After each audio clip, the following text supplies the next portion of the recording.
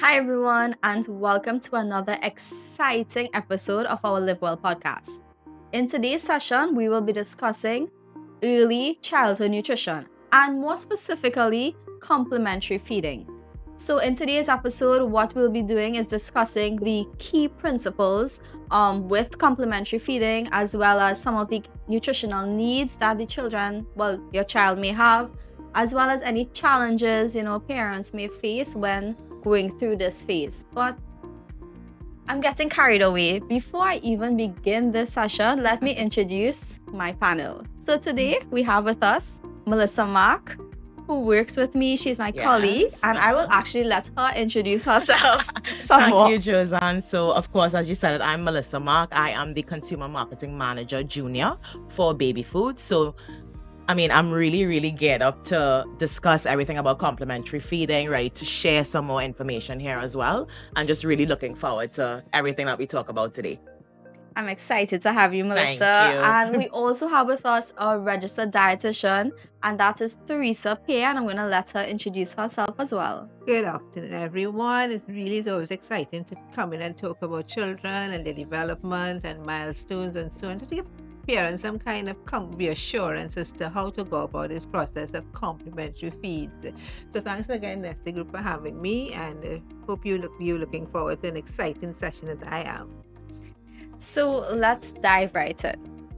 Before we even start, I will just leave a disclaimer out there. I am a dog mom, and I know that probably doesn't count in this context, but I have a lot of cousins and friends who would have had children, and they would have gone through that phase of, being a newborn, going into those different stages. And, sometimes it can be very overwhelming. You hear them, they're frustrated, they're trying to find out information from relatives, pediatricians, doing their own research. So I'm hoping today we could kind of, clarify any doubts they may have in terms of that transition phase into complementary feeding. Yeah. And Josanne, if I may, before we actually move ahead, there's something I definitely need to reassure everyone. Of course, at Nestle, we do abide by the WHO code, and that's the World Health Organization code for the marketing of breast milk substitutes. So what it basically says, and what we abide with, is that we do believe in the superiority of breast milk and breastfeeding. And we do understand that there's a very special place as it relates to complementary feeding throughout that process and journey. So it's just ready to say that we are very compliant as it relates to breastfeeding, the WHO code, and we do acknowledge that there's some room, or a lot of room, for complementary feeding in that entire journey. Okay. Yeah? Thanks, Melissa. No problem. That is very important in terms of, it is important to exclusively breastfeed for that 6 months, and then complementary feeding comes in after, where it's added to that, it doesn't take away from the breastfeeding. Theresa, would you probably be able to tell us, just in detail, what exactly is complementary feeding? Okay, so from the time the child is born, yes, breastfeeding is the best way to go, because at least it is a complete food. Not even water is introduced during this first 6 months. But then the child, as they develop, in this 6-month period, the components of breast milk are not sufficient to support healthy growth, brain development, as the child gets older, as the child gets more active. So complementary feeding comes in to add another layer of nutrients and calories to the child's intake, so that at the end of the day, they have the energy, the whole spectrum of vitamins and minerals that they need as they grow. And this is a very accelerated growth stage, I should say, for the child, so that it is necessary to add other foods, so that, as you said, I'm glad that you said that, because it sometimes gets lost in the whole conversation of complementary feeds, where it is important for the mother to continually breastfeed for at least 2 years. I think WHO is asking for 2 years of full breastfeeding, but you have to add others, because the child's iron supplies might begin to drop, and all of these things might affect cognitive development, the brain development, and so on. So I'm really happy to see that we are discussing this because there are lots of things that we overlook in terms of the child development. You know, they're still a new baby, they're just 6 months old. I'm excited to see all of the things that they're doing. They're holding up their neck, but from the nutritionist point of view, as you would know, Melissa, those things are exciting for us because then I could say now this child is ready to go to another stage in terms of how you would feed them. Yeah. And Theresa, it's so interesting because we use this big fancy term complementary feeding now, but back in the day it was known as weaning. Yeah. You know, so a lot of grandparents and the older generation might be more accustomed to the term weaning. Yes. But you know, the coin term is complementary feeding because it really complements other parts of the diet. Correct. So really, it's really important that we understand how that term comes into this whole conversation. Yes, because when you begin to think about adding another layer of nutrition, we could talk about 6 months, but I'm hoping that we have people who are online who are listening to the podcast whose child might just be about 2 or 3 months old, and we begin to think because the time does go quickly. When you think about it, you can't wait and say, okay, my daughter or son is going to be 6 months tomorrow. Today I'm now thinking about what am I going to feed them? You have to begin to, in the journey, begin to brainstorm and think about it. How am I? So we're hoping to be able to help with that kind of information so that up front you begin to see the milestones. Your pediatrician is there to help you, your other healthcare professionals to identify milestones that the child will be exhibiting. So that child is now able to sit up and hold their head up, and that's important. You just happy to know, oh, my child is sitting up now. But for me, I can say now you can introduce a complementary food. Now this child wouldn't choke if this can sit up and the windpipe is clear, the esophagus is clear, and that they can swallow without a choking hazard. Right? So those things I want parents to begin to think about. The alertness of the child, the fact that they could begin to now observe what's happening around them, become more aware of, you know, things that are happening, so that they begin to show interest. That's what it's called. They begin to show interest into not just what's right in front of them, but things around them. Yeah. Theresa, you mentioned quite a few things there. I just want to go back to a point that you made. You know, this is a crucial stage for them. Growth and development tends to be happening rapidly during that age group. You mentioned iron, so there are some key nutrients that, you know, you want to make sure that they are getting. But how do we now know which key nutrients they need, or sometimes, you know, how much of it they need? Right, so I did mention the iron, but before I get to that, and we really must talk about that, because it really is key in understanding that the child, even at birth, the iron stores are at a particular level, and it begins to fizz out as they get older. So we have to bring in other foods that will do that.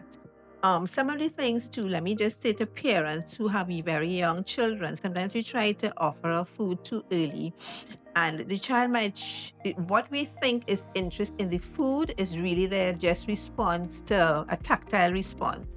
So from a very young age, you're breastfeeding a baby, you touch their cheek and they will turn, whether it's male or female holding them, because they respond to touch, right? And they will turn, and you will say, but I'm not your mother, I can't breastfeed you, but you have stimulated them to turn and respond. So that's one thing. The other thing is you might offer something and they're too young, and you say, well, they don't like it. Because at that age, before that, during the breastfeeding stage, there is what we call a tongue thrust, where they squeeze the nipple of the breast or so, and it squirts milk to the back. So their tongue comes forward and the milk goes to the back.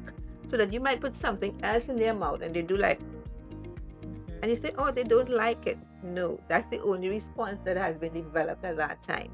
So even as they go further and they begin to introduce complementary foods, those that have iron, there are lots of, let me say, fortified. Fortification is a good word. It's not supplementation, it's fortification of foods with iron that will give them the added layer of nutrition, right? To be able to get that. And so that even as we introduce things like rice, which is one of those foods that we tend to use very, very early in complementary foods because it is easy to digest. Um, Lots of sometimes the commercial cereals and people go homeschool, but you can get those fortified foods that you know that the child is getting adequate amount of iron.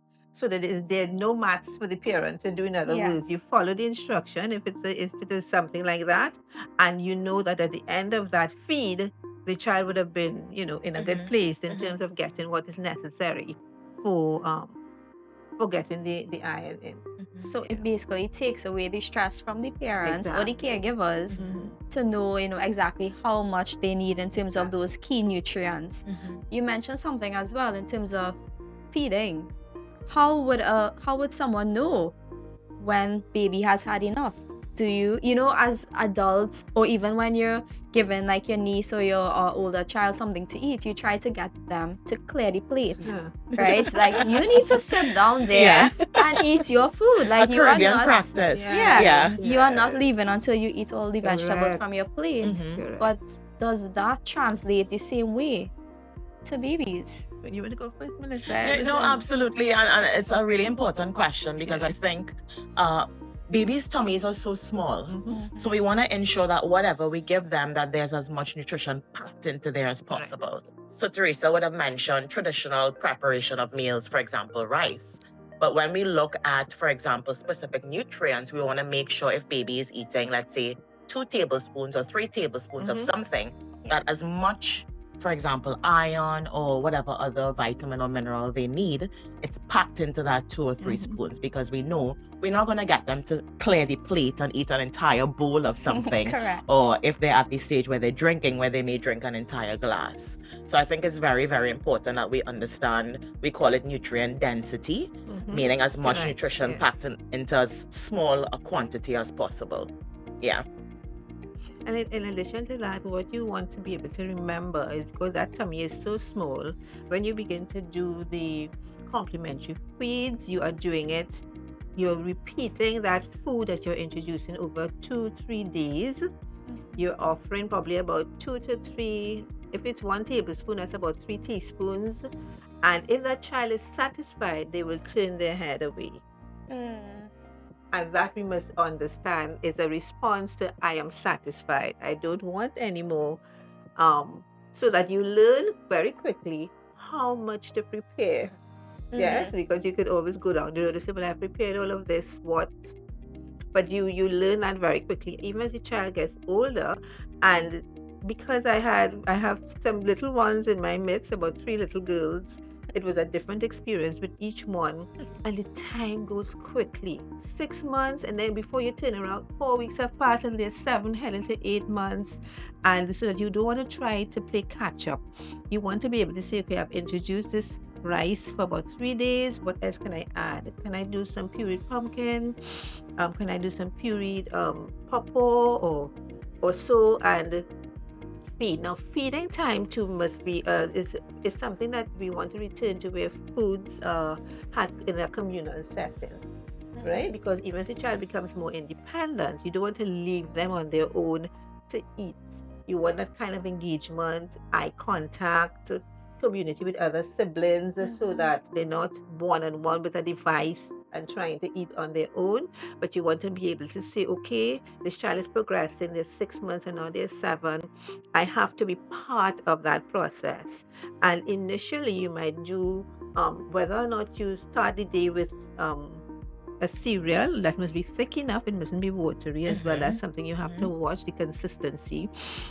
Even if you start the day with that, or if you start the day with breastfeeding must always be there, or even whatever other form of formula that you're offering must still be part of that journey on a daily basis. Twice for the day for the complementary foods. As they get older, you might go to 2-3 times for the day, and you decide whether or not you want to end the day with a cereal or so that they're both satisfied and have a nice long night.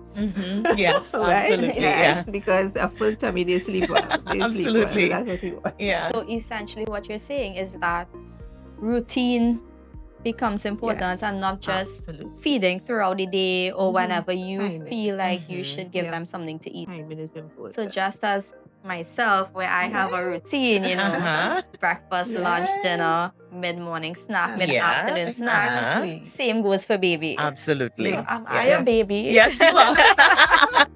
But interestingly, you said that because I've worked with adults, and even though it was a wellness program for adults, I took them through the same journey, Yeah. Melissa, Mhm. for them to see where they might have missed some of the key steps in terms of how we eat, the timing, and how important it was, whether or not from a young age they were told they didn't like pumpkin, and now they're 27 years old and they don't know Can't why they stand don't like pumpkin. Yeah. And because that parents didn't take the time to say, okay, if I offer this particular item and the child, does not like it, let me hold it off for about a week or two and reintroduce it. Sometimes Ah. it takes about 10 times before you can decide and that the child doesn't like it. And to Melissa, because eating should be communal. Children read our body language, Yes. parents. Yes. If you don't like something, don't offer it with your face Turned like away. this, because they will Yes. say, they get to understand that is not for me either. Right. Mhm. Yes, so you have to be always engaging the eye contact, be pleasant about whatever you're doing. Theresa, I'm so happy you mentioned that point because I grew up eating all the veggies. Yeah. There is no veggie that I do not eat Really, now. Melissa? Even karaili. I love karaili. Okra as well? Okra, everything. Wow. Bhaji, melanjan, I eat everything. And Yeah. traditionally in my household, those were items that were prepared all of the time, as far back as I remember. So I think it's so important to ensure that you lay that foundation. Yes. You introduce your young ones when the time is ready to different tastes, different textures, try different foods, even though as a parent they may not like it. It's very important that they introduce their little ones to it to help Yes. with that diverse diet as they continue to get older and of course go into adulthood. Yeah. So Melissa, you mentioned something key there, and you brought up the conversation about textures. Now, how does that journey look from now introducing solid foods to taking them to that step where they're now ready to have different textures, maybe a bit more pieces in it? So what does that look like typically? Or what are some cues that you can look for to know how it progresses? I'll give that question to the expert, Theresa. She will definitely be able to guide there. Right, so that even as we were chatting before, at the inception, when we start the complementary feeds, we want, if we're going to do a cereal rice, you want it to be thick enough so that there is no choking hazard. If it's too liquid, they could actually choke. So you want it to be just thick enough. And of course, if it's too liquid as well, nutrient densities is a concern. It may not be as nutritious as we want it to be. And as they progress, then you can do so that's pureed. Actually, we started with pureed or Right. mashed, and then you could actually do that process a little less so that there's some small pieces soft enough for that child to begin to, because they're beginning now to understand how to chew. Learning to chew, we take it for granted, but we too learned how to chew and to move the tongue around, move the food around in the mouth, to smack the lips, and so. And then they can progress to, even if you have to give them things like pumpkin or so, you make sure it is pre-cooked. Anything that is too hard, you cook it a bit so that they can have that opportunity to pick pieces of food up and feed. Self-feeding is important. A good step, parents, to understanding how your children learn hand-eye coordination, a prerequisite for preschool, believe it or not. Hand-eye coordination. So that kind of self-feeding process is important to give the child that opportunity. So of course, the texture of the food will be a little firmer, not to cause a choking hazard, but the transition actually is to get them to that 1 year stage where they begin to eat from the family pot. Okay. Yeah, they begin to eat from the family pot. So initially, from soft and pureed and mashed, you could make it a little firmer so that they can have the opportunity to self-feed and even to begin to use a spoon, hand-eye coordination again, and then they can progress to, the family pot. Okay, that's good. I think that's important, to reach that family pot. Oh, And the journey, I know, could probably be frustrating. As you mentioned, sometimes you may give them something to eat and they don't like it, they turn away, they may put it back out of their mouth. You mentioned reintroducing it, and that I think is key, because as we get older, the foundation is important, and it lessens the chance of you becoming an extremely picky eater if you're Correct. exposed to different flavors and different types of food. Yeah. How long after do you think, or would you recommend that they wait before they reintroduce the same food to the child? Well, in just reading the literature, Mel, they said that sometimes about two weeks or so, and then you introduce it. Oh, one key point, and I'm glad that you said that, Susan. One key point is the reason for introducing foods one at a time. You want to see if the children have an allergic response to it, right?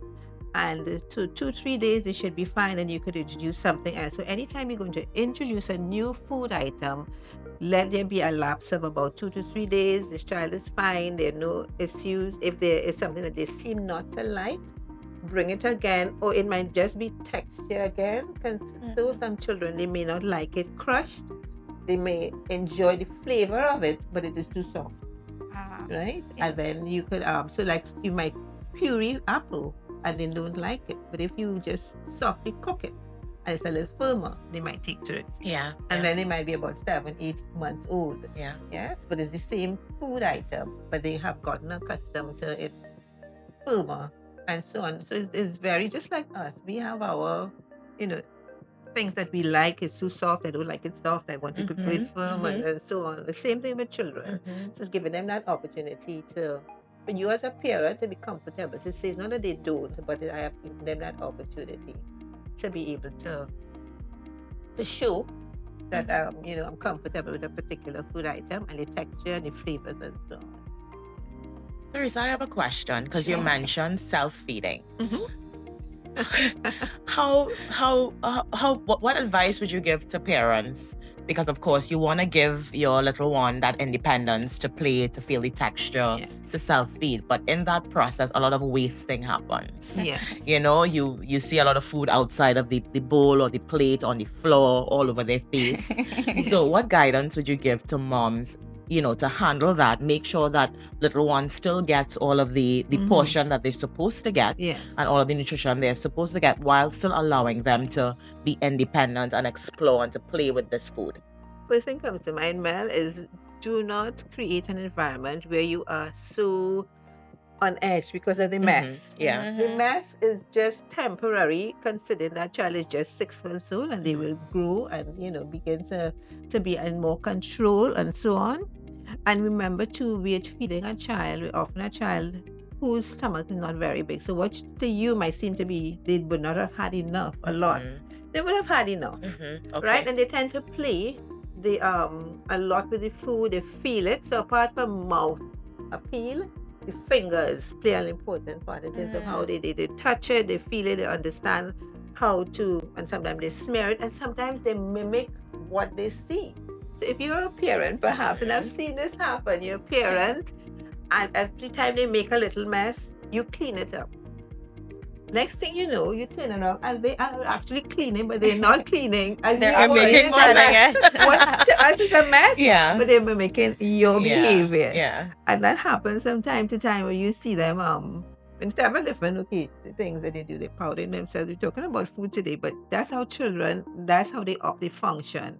This is how they did it for me. So I don't have no observed behavior. So you have to say, I wonder if I was cleaning too much, and that's why they actually think this is the way to go with the food on the table. So allow them, and know that look at what you would have put on the plates and see how much you would have had, and say, okay, I know that they would have had an adequate amount, even though some of it might have been wasted also. So just enjoy the process, and don't let them think they're doing something wrong either, because they may think that it's a negative thing when they do make a mess, what we call a mess, and you are like going into panic, cleaning up after them. They would be like, wait, am I doing something wrong? Is this something I should not be doing? Also, you mentioned allergies.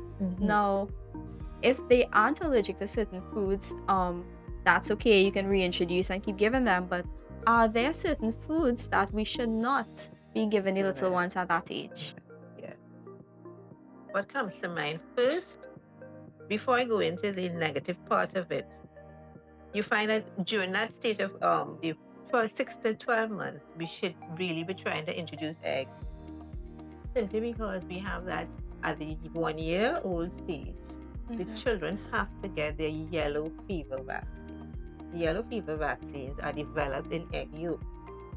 So your pediatrician or healthcare provider will always ask, have you introduced them to eggs? Was there any allergic reaction? Because if there was, they will have to use a YF yellow fever vaccine that was not developed in egg yolk to offer the child to immunize them against that virus. So that's one thing. So that's one of the foods that you want to introduce as early as possible to make sure there are no allergens. Things that are hard like nuts and so are on the negative list. Honey is another one where the botulinum spores tend to adhere to the immature stomach and they could become ill. However, you do find some cereals that have it, and that's fine because pasteurization takes care of that, right? So feel comfortable if in the array of cereals that you might be buying and you see that there's one with honey in it, be comfortable to know that that was pre-treated, and it's okay for the child to have it. But children younger than 2 years old should not have honey. Things like grains, nuts, and so hard foods. You have choking issues. I have seen, unfortunately, a trachea but from a 2-year-old. The parent donated it because the child would have passed with a nut, a peanut stuck in the trachea, and the child, Wow. So they donated the thing just as a teaching point for parents to understand the dangers of offering children those kinds of things like nuts and popcorn at too early an age where they can have a choking hazard. What else comes to mind, Melissa? I would say anything that's too chewy, too gritty, because of course, I mean, these muscles, jaw muscles, or where they're chewing or even to swallow, it's still a constant developmental process. So I think you really nailed it there. I mean, the nuts, the popcorn, anything that's very hard that they can't mince or break apart, those are the things that ideally they should avoid. I know that when there's a family history of certain type of allergies as well, there's some caution with what you would introduce your little one to. Would you also introduce them at that point to things that have like a lot of added sugars, things that are high in sodium? Would you? No, actually, no. Salt and sweet are acquired tastes. I even tell my adults that. One who needs to go on a diet a meal plan, I should say, that might be low in salt or sodium. I prefer to say sodium, or added sugars. Those are acquired tastes. So we try not to introduce those to babies at all in the formative years of, I know some people might be tempted, Yes, the temptation is always there because sometimes those foods are fast to offer. Or like let's say you're eating like a cookie and they look at you a certain way and you're like, oh Break my off goodness, piece, you're so cute, let me give you a little taste. But at that point, I know their taste palette is so, new, and you may not want to introduce them. Well, ideally, we shouldn't use added salt and sweet.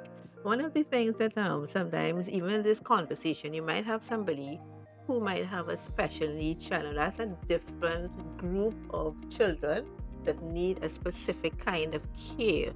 So you will have to have information. Now, this is just what we're giving here, general information, general population. But if this child has a special need, the requirements for that child so different, of course, so that even the feeding utensils are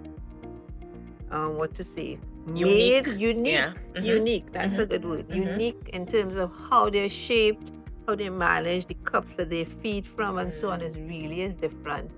But it's done like that so that at the end of the day, it doesn't hinder their developmental process, because they can be fed with specialized equipment, but towards the same end result of being nourished and so on, getting the nutrition that they need.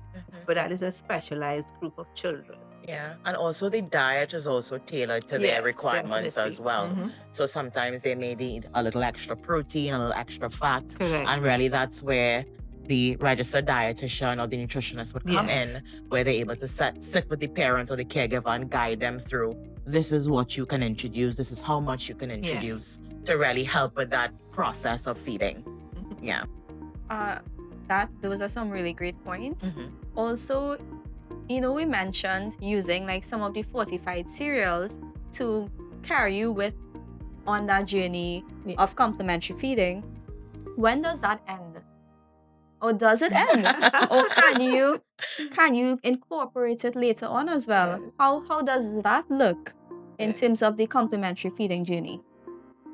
So let me take that one. So of Please. course, It's all so Melissa. I am a Nestum baby, and the cereals are really designed from 6 months onwards. Now notice that there's no cap, 6 months onwards. So of course, initially there's that bowl and spoon feeding or bowl and spoon administration, where they have it, as Theresa said, like a thick porridge, nothing that's too liquid but not too thick either.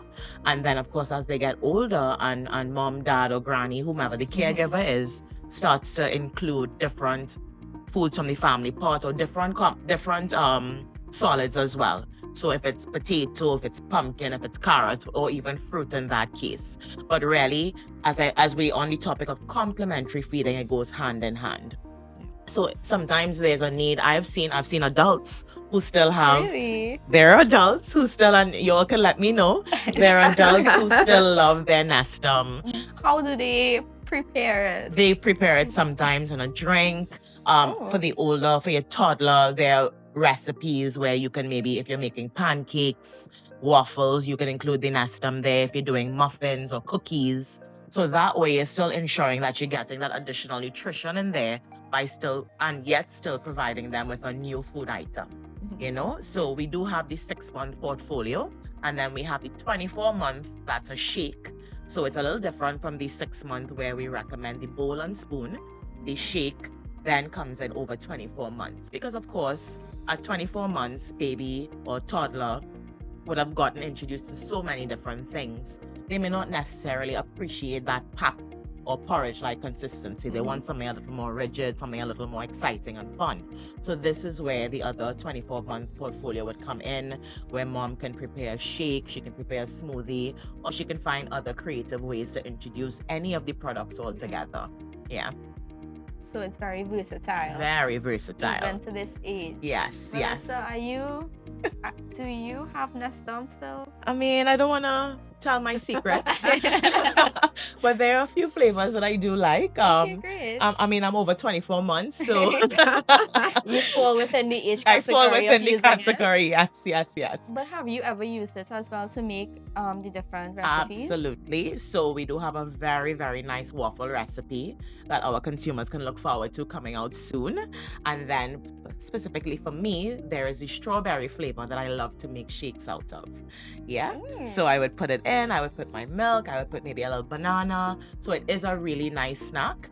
And I know sometimes a lot of the older population like to use it as well, again, because of the iron content. So there is a lot of versatility to the product. So ideally, there's no cap. What I would say is just to ensure that it's integrated into your regular meals, because we don't want a little one only having cereal or only having one item. This is where the variety comes in. So variety is important. Absolutely. And making sure they have many different things from all the different food groups. Correct. Theresa, is there anything again that you think we should mention here in terms of complementary feeding to make sure our listeners truly, understand everything? Melissa, when you were talking, one thing that I think we did not mention, the old way of adding cereal to a bottle. Oh boy. Outlawed. Mm-hmm, It has been. I know. Yes. It is a Caribbean practice. It is a Yes, Caribbean we practice. do not add cereals to bottles Yes. at all. It should be, Why do I feel like I've seen that growing up? Everywhere. You literally dip into it and then you just Scoop it in. scoop it and put Yes. it directly Correct, into the correct. bottle, give it a shake, and So that even if they get it to the consistency that you want, you can use the breast milk or the other formula that you might have to be using to make it, but not and spoon feed it. So you Yeah. mix it in a bowl essentially Correct. Yeah. and feed directly, as opposed to the old Shake shake in the and bottle. Yeah. Yeah. That's a really good point. Yeah. Like you mentioned it, and I literally I can So, see yeah. myself in childhood looking at. Yeah. Not going to call names, but my cousin doing that. Yeah. And Definitely. it's really that you thought that you were doing what is, what you knew. Best what you did practice as at that best time. practice, exactly. Best Mhm. practice. Yes. So that something that just came to mind though, it is with this age group, sanitation. You must make sure that your utensils are clean, hands are clean, especially with the young ones. If you're going to allow them to do finger self feeding, clean their hands before they sit up, because generally at that stage it's beginning to creep and move around and so on. Yes, the immune system is getting more robust, but still you don't want to challenge it so much where they become ill unnecessarily. Yeah. So food safety is important as well. Watch the utensils that you use for them. If you did a feed for them, don't let it stay for too long and say, okay, if they didn't have all of this, now I can actually pull it back. Be careful with that, because you don't want any kind of food poisoning to take place and then have to give them that, have them recover during that time. One thing that came up as well is, if perhaps the children might become ill, make sure that you take the opportunity to continue to breastfeed if you are breastfeeding, and then slowly begin to reintroduce the complementary foods as they go along. Yeah. Right? So that's important. One thing I want to add there, especially for products, make sure that they read the labels. Correct. Because the labels have all of the information that they information need in listed. terms of if this product is opened, how long you should keep it for, how to store. Correct. If you mix the product, how long you keep that for. Oftentimes these products, if I mix a big bowl, I may want to feed some and then put it into the refrigerator for tomorrow. Or sometimes you may forget it on the counter Correct. for some time, and then Yeah. put it in your refrigerator. Yeah. So those are things that definitely parents need to look out for. I just have one question, Theresa, because I know we hop on the bowl and spoon, mixing the cereal as a pap, looking out for the readiness cues from the little one in terms of the Yes. tongue and being able to swallow. But why is that important in terms of why do they need to have this different texture to help with swallowing in terms of their development? From as we started talking about this, I had started talking about excuse me, in the early ages, the meal is just a liquid meal that they are having, and it is not instinctive to be able to chew and swallow. So that it's something that your occupational health therapist, our colleagues, would say making a pudding reduces the risk of them choking, asphyxiating on anything that is too liquid, so that you have to bring it to that consistency where it will engage tongue and gums. Sometimes it might be so soft and you're wondering, what are they chewing? There's nothing to chew, but it's a learning process for them. And then they begin to instinctively use that mechanism to get the food to stay in and then to swallow it.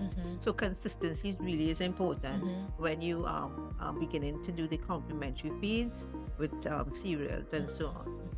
I know I've also read where the same muscles that they use to swallow, it also helps with development of speech as well. Yes, So all of correct. these things go hand in hand Yes, as it yes. relates to, it's not just about I have to give my baby this feed, but it Yes, all ties into yeah. their growth and development as well.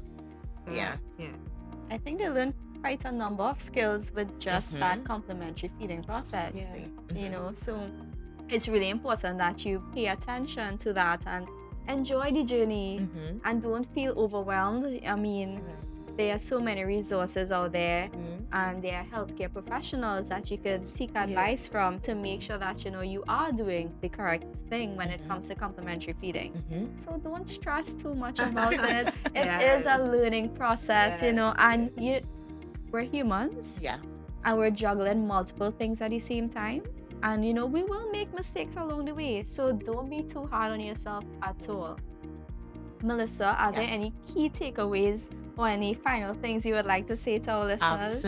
Absolutely. And I'm so grateful that we were able to create this space to speak about complementary feeding, because I know oftentimes there are a lot of questions that moms don't ask, or there are certain things that they take for granted. But definitely a lot of takeaways from what Theresa would have discussed would have been the importance of the iron, the importance of making sure that we have nutrient density as well. And of course, I need to tie that into the importance of Nestum because it has been around for decades. I know a lot of parents use Nestum because their parents use Nestum and their grandparents use Nestum. But what I want persons to understand is how great of a product, how nutritious of a product it is. We do pack over 16 vitamins and minerals. We do have probiotics for that gut and digestive health. We also do have iron as well. And Theresa would have mentioned the importance of iron in that brain and cognitive development. And then last but not least, we make sure that we have that no added sugar because we're looking at the importance of just giving a diet that is salt and sugar free until, as she said, it's an acquired taste until they get to the point that they really want maybe a little snacky or something sweet that has that sugar in there. Yeah? Great. Thank you for that, Melissa. No problem. Theresa, Yes. are there any key takeaways that you would like our listeners to leave with today? Okay, what I'm hoping that you all would have gotten is that it is more than just appreciating that the growth of the child and they can sit up now, they can creep around. But in terms of nutrition, sometimes with the adults, even we tell them variety. If you have variety, over at least 2 to 3 days, you would have gotten your recommended dietary allowance for a particular nutrient once you continue to engage in different foods and so. So by all means, watch the textures and so introduce several different foods that you will have. Don't pass your likes and dislikes onto the child. Yes, engage engage in that kind of communal setting in terms of eating, and so not leaving them up to their own, and so that they become excited. They really do become excited because what you have on your hand at 6 months is a little sponge. And everything that you do, they really do reproduce it at sometimes, and they learn very, very quickly. So do enjoy the journey and see things a little differently in terms of how you're preparing them for preschool, allowing them to self-feed. Don't worry about the mess too much. They will get a hang of it. Understanding how the hand-eye coordination is important and so on. Lots of things that you may not have even thought about for a 6-month-old. But yes, it really is very, very interesting. And probably at another time we could talk about the rest of the 1,000 days that are important in child development. Definitely. Mhm. So enjoy your little ones and enjoy this process as you transition into complementary feeding. Mhm. Thank you both for coming here today to discuss this topic with me. Also remember, if you have any questions at all, to liaise with your healthcare professional, and if you need the services of a registered dietitian, you can always reach out to our very own Theresa Pierre. So that concludes our episode, and make sure to look out next week for our new episode. Bye!